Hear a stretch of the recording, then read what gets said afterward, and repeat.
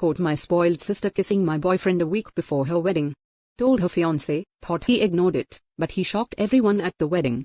As a 28-year-old woman, I found myself in a challenging situation involving my 26-year-old sister and my 29-year-old boyfriend. My sister's wedding was fast approaching, and I began to notice that her behavior around my boyfriend was becoming increasingly peculiar. Initially, it wasn't anything overt, just small, subtle actions that left me feeling uneasy. It began with seemingly innocent comments where my sister would often say things like, "Wow, you're so funny," in response to my boyfriend's jokes, even when they were not particularly amusing. She laughed a bit too enthusiastically at everything he said. At first, I tried to dismiss it, thinking that perhaps she was just being overly friendly due to the excitement surrounding the upcoming wedding. However, as time passed, I began to notice more troubling signs. She started to find excuses to touch him casually, like placing a hand on his arm during a conversation or lightly bumping into him as she walked past. These gestures were subtle yet unmistakable. I also observed her eyes lingering on him a bit too long when he wasn't looking, which made my stomach churn with discomfort. One evening, after we returned home from a family dinner where my sister had been particularly flirtatious, I decided to talk to my boyfriend about it. I turned to him and asked, "Did you notice how Sarah was behaving tonight?" He looked at me with confusion and replied, "What do you mean?" He then explained the behaviors I had observed. The excessive laughing, the unnecessary touching, and the lingering glances. He listened, but after a moment, he simply shrugged and said, "I think you're overthinking it. She's probably just excited about the wedding. It's harmless." Despite his reassurances, I couldn't shake the feeling that something wasn't right. The situation didn't feel harmless to me at all. Despite my boyfriend's reassurances, I couldn't shake the feeling that something was off. So I decided to keep a closer eye on things, hoping that I was just overreacting and that my suspicions were unfounded. But the next few weeks were tense. Every time we were around my sister, I found myself constantly watching her, noticing every little thing she did. It became clear that she was always trying to position herself near my boyfriend.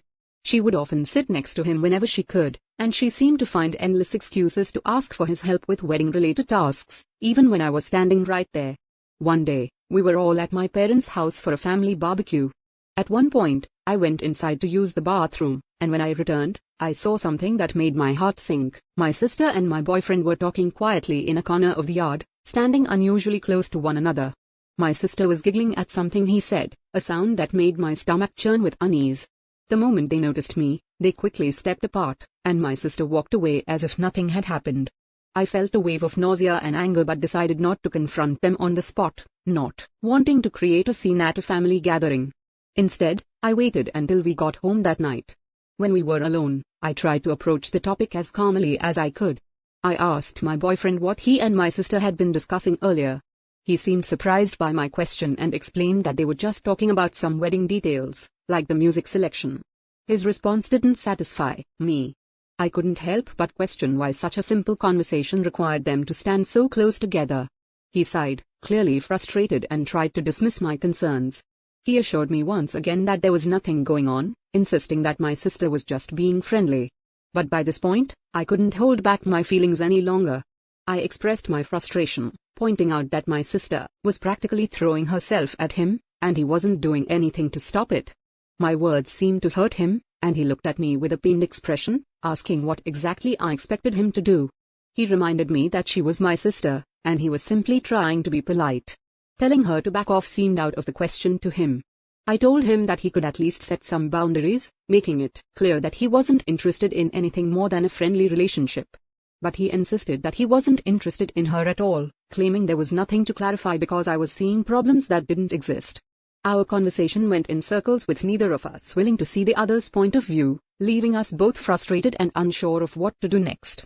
After arguing for a while, without any resolution, it became clear that our conversation was going nowhere.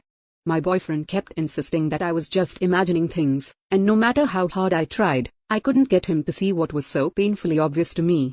In the end, we both went to bed feeling angry and frustrated with the issues still unresolved. The following day, I realized that I needed to confront my sister directly. It was clear that avoiding the issue was only making things worse. So I decided to call her and ask if we could meet up for coffee. She readily agreed, her voice cheerful and seemingly unaware of my growing concerns. We arranged to meet at a small cafe near her apartment. When we met, I was nervous. my hands trembling slightly as I stirred my coffee.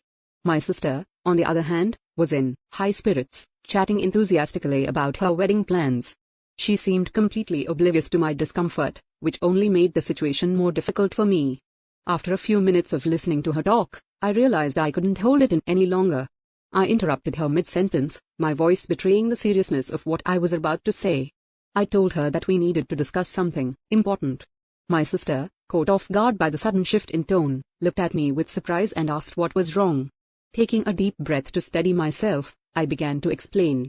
I told her that I had noticed how she had been behaving around Tom, my boyfriend, and that it was making me uncomfortable.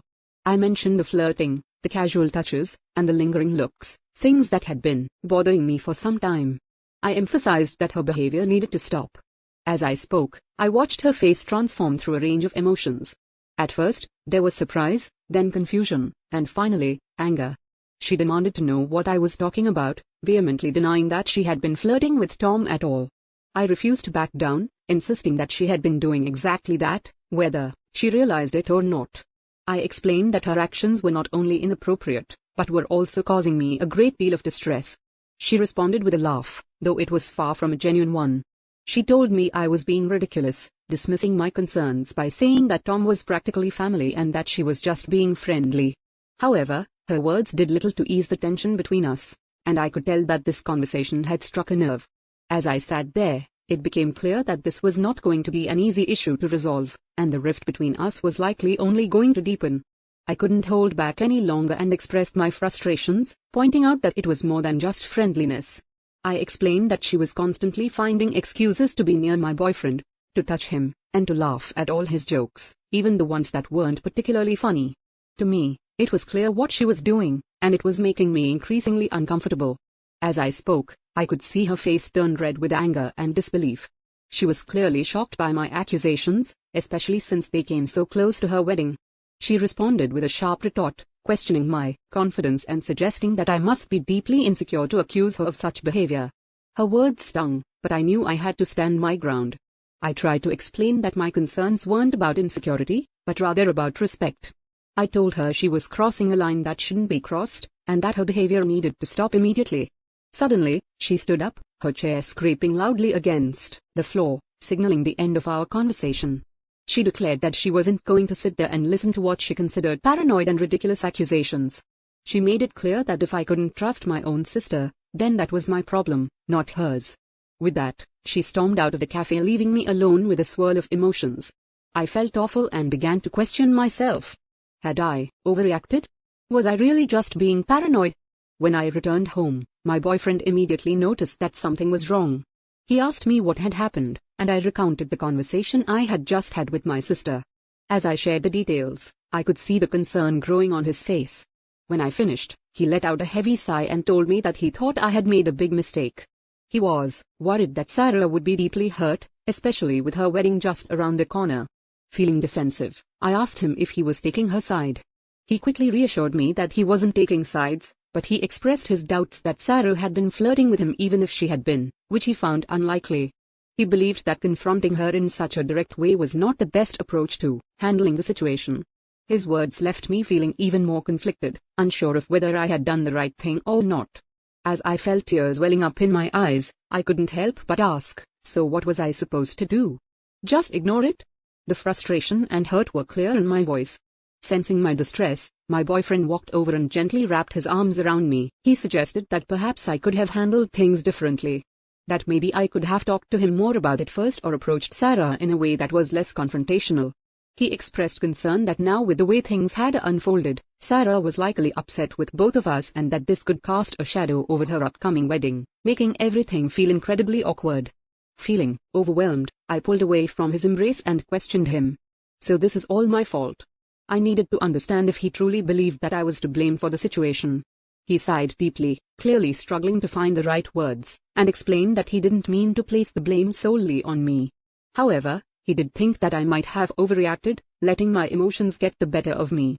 We continued to argue for a while, but it became evident that we were not going to reach a resolution. There was a clear disconnect in our perspectives, and neither of us seemed willing to fully understand the other's point of view. Eventually, he decided to go to bed, leaving me alone with my swirling thoughts and doubts. The days that followed were filled with tension. My sister had stopped speaking to me entirely, creating a painful distance between us. My parents, having noticed Sarah's distress, called me, wanting to know why she was so upset. I tried to explain the situation to them, but I could tell from their responses that they too believed I had overreacted. As the wedding day drew closer, I found myself increasingly uncertain about what to do. I was supposed to be a bridesmaid, an important role that now felt more like a burden. I wasn't even sure if Sarah still wanted me to be part of her big day. My boyfriend, on the other hand, was still invited, and he suggested that we both attend to show that there were no hard feelings. But the thought of standing there, watching my sister walk down the aisle while knowing how angry and hurt she was made me feel physically ill. The entire situation had become a tangled mess, and I didn't know how to untangle it without causing even more pain. Several times, I tried to phone Sarah, but she didn't answer. She never answered when I left voicemails apologizing and stating we should have spoken. I even visited her flat, but she closed the door. My anxiety grew as the wedding day drew near. Though I wasn't convinced, my partner kept urging me to let go, that everything would blow over. In a dream, I showed up for the wedding and everyone turned to stare at me, pointing and murmuring. I woke up shaking coldly. Update. Following my confrontation with Sarah, things deteriorated. When she told our mother about my allegations, she became quite irate. She called me, screaming about how right before Sarah's wedding I could be so selfish and worried. She shouted, "How could you accuse your own sister of such a thing?" She wouldn't listen as I tried to explain my perspective. She advised me to straighten this problem right away and apologize to Sarah. The stress on our family was intolerable. Sarah still avoids talking to me. And right now, my parents are offended as well. Tom, my partner, persisted in telling me I was exaggerating, which just made me more depressed and irritated. I visited my parents' place to try to straighten things out 1 week before the wedding. I heard subdued voices coming from the side of the house as I got to the front door. Intrigued, I strolled to the garden and stopped in astonishment at what I saw there. Sarah and Tom were partly concealed behind a big plant. Locked in a passionate hug, they kissed firmly. Sarah's legs were wrapped around Tom's waist. His hand was beneath her top. They were completely absorbed in one another that they failed to even see me standing there. I thought I had been given a stomach punch. All the air left my lungs and for a minute I was unable to move or talk. As the reality of what I was witnessing began to sink in, a powerful wave of anger and betrayal surged through me. My emotions overtook me and I found myself screaming, "What the hell is this?" My voice trembled, thick with the intensity of what I was feeling. The reaction from both of them was immediate. My sister and my boyfriend jumped in shock, their guilty expressions betraying them completely. Sarah's face drained of color, turning pale as she realized she had been caught, while Tom fumbled to find the right words, stammering, "It's not what it looks like." But it was exactly what it looked like, confirming every fear and suspicion that had been gnawing at me. Tears began streaming down my face as I choked out, "How could you?" My own sister and my boyfriend. The pain in my voice was unmistakable. Sarah too began to cry, her voice quivering with regret as she tried to apologize. "I'm so sorry," she sobbed, struggling to explain. "We didn't mean for this to happen," but I couldn't stand to hear any of their excuses. The betrayal was too deep, too raw. Without another word, I turned and fled, running back to my car. Their desperate calls for me to return fell on deaf ears as I drove away, my mind spinning with disbelief and hurt. As I sped away, my phone began to ring repeatedly. First Tom, then Sarah, and finally my mom. I couldn't bring myself to answer any of them. The pain was too fresh, too overwhelming. When I finally arrived home, I felt numb. I immediately packed a bag with some clothes and the essentials I would need for a few days. I couldn't stay here, not after what had just happened. I sent Tom a final text message, simply stating, "We're done. Don't try to contact me again." Then I turned off my phone, cutting off any further communication, and left. Now I'm writing this from a hotel room in a nearby city, unsure of what my next steps should be. With the wedding just a few days away, I know there is no way I can attend. My relationship is shattered, and the bond I once shared with my sister may be irreparably damaged by this betrayal. It feels as though my entire world has been turned upside down. Everyone made me feel like I was crazy for suspecting something was wrong, but in the end, I was right all along. The pain of that realization is almost too much to bear, and I find myself questioning how I will ever be able to trust anyone again after this. So read it. Any advice on how to move forward from here would be appreciated. Update. After the devastating shock of discovering my sister, Sarah, With my now ex-boyfriend, Tom, I spent several days in a fog, struggling to process what had happened. My phone was constantly buzzing with messages and missed calls from both of them, as well as from my parents, but I just couldn't bring myself to respond. I was too overwhelmed, too hurt. Eventually though, I came to see that Mark, Sarah's fiancé, was one person who definitely needed to know the truth. With a heavy heart, I made the difficult decision to call him. When Mark answered, I could hear the confusion in his voice. He asked what was going on, mentioning that Sarah had been in a terrible state, saying that I had disappeared and wasn't responding to anyone. Taking a deep breath, I began to explain everything to him. I told him about the suspicions I had initially had, how everyone, including Tom and Sarah, had brushed off my concerns, and then I described in detail the scene I had witnessed in my parents' garden.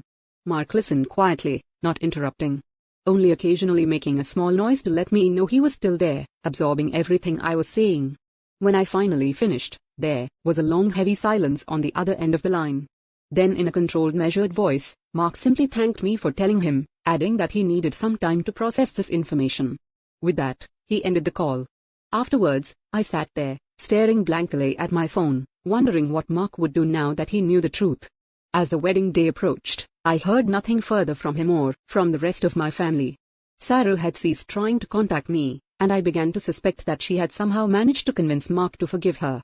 The thought that she might actually escape the consequences of her actions, that she could go on to have her fairy tale wedding while my life was in shambles, made me feel physically ill. I realized that there was no way I could attend the wedding. The idea of watching Sarah walk down the aisle, knowing what she had done, was too much to bear. Instead, I decided to spend that day alone, focusing on how to rebuild my life in the wake of such profound betrayal. On the evening of the wedding, I received an unexpected call from my cousin, Emma. There was an unmistakable tone of excitement and urgency in her hushed voice as she said, "Oh my God. You won't believe what just happened." Confused and intrigued, I asked her what she meant. Without hesitation, Emma dove into her story, recounting the events that had unfolded. She explained that everything had seemed normal at first. Sarah had looked stunning in her wedding dress, and Mark had been standing at the altar, ready for the ceremony to begin. But when it came time for the vows, Mark had unexpectedly stepped forward and announced that he had something to say. My heart began to race as I listened to Emma describe the scene. Mark, in front of everyone, declared that he couldn't go through with the wedding. He told the guest that he could not marry someone who had betrayed her own sister and devastated her life by getting involved with her boyfriend. Emma continued, recounting how Sarah had turned completely pale at Mark's words. Then, to everyone's shock, Mark turned to my parents and apologized, telling them that they needed to know the real reason why I had distanced myself from the family. Emma went on to say that Sarah had started crying. My parents had been left startled and perplexed, and the guests had started whispering among themselves in an attempt to make sense of things. Mark had then walked out of the church, leaving Sarah sobbing alone at the altar. It was like something out of a movie. Emma told me, her voice still tinged with disbelief. Everyone's in shock. Your parents are trying to get the full story from Sarah, but she's an emotional wreck. As I sat there, absorbing everything Emma had just told me, I felt a mix of emotions. On one hand, there was a sense of vindication, knowing that the truth had finally been revealed. But on the other hand, I couldn't help but feel a deep sadness for the pain and turmoil this had brought upon my family. Emma, sensing my silence, gently asked, "Are you okay?" I'm not sure," I said truthfully. I never wanted it to wrap like this. After a little more conversation with Emma, I hung up and sat silently attempting to sort things. Though at what cost, the truth was out. My friendship with Sarah broke, my relationship with Tom ended, and now my whole family was in crisis. I came to see that although the truth was now clear-cut, it did not instantly correct everything. Healing and regaining trust still lay a long road ahead. But I felt a little relief for the first time since this entire ordeal started. At least, now, I could begin to advance free from the weight of silent facts dragging me back. Regarding what next, I'm not sure. Though I know I will eventually have to face my family, right now, I'm living one day at a time. If nothing else, this encounter has shown me the value of following my gut feeling and defending myself even in front of people who question me. To all who helped me through my journey, thank you. Your words of encouragement have more value than you could possibly know. And to others in the same circumstances, keep in mind, rely on your gut feeling and resist being gaslighted into disbelieving your own impressions by anyone. Thank you for watching. If you haven't subscribed yet, Please do so and hit the notification bell to stay updated with more shocking real-life stories happening around you.